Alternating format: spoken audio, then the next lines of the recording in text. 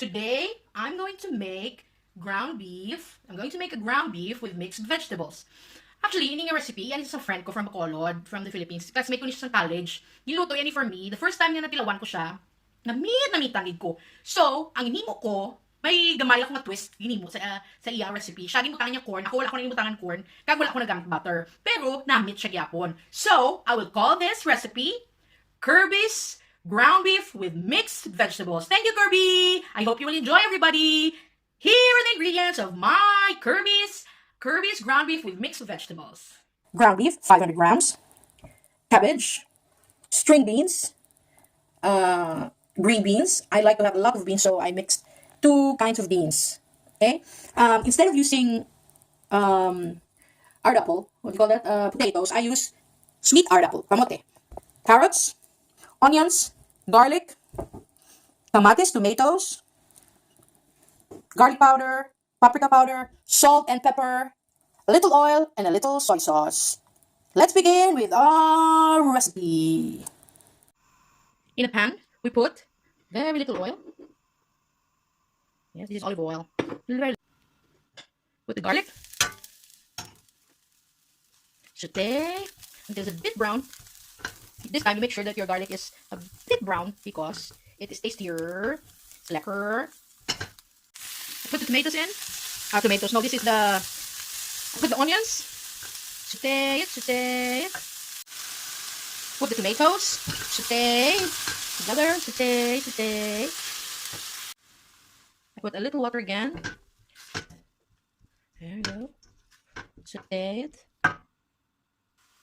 And now I put the ground beef.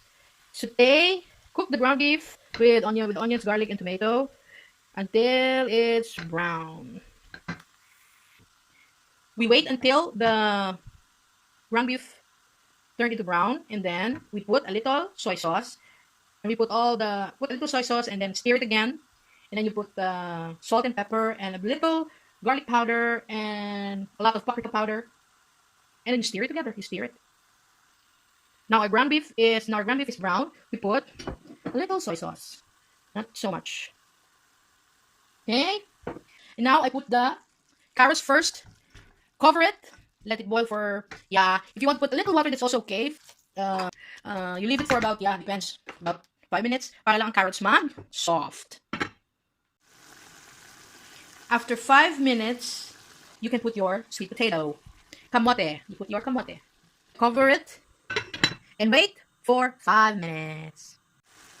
If your carrots and your sweet potatoes are soft, then you can put your beans. You mix it, and then you cover it again. Wait for about 3 minutes.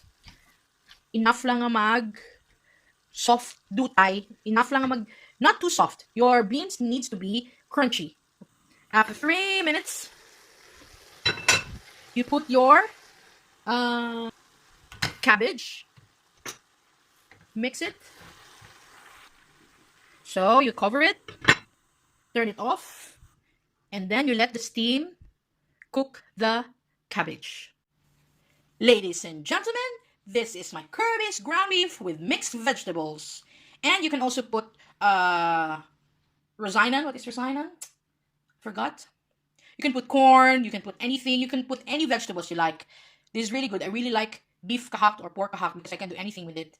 So, enjoy, share, like, and subscribe. Toodaloo!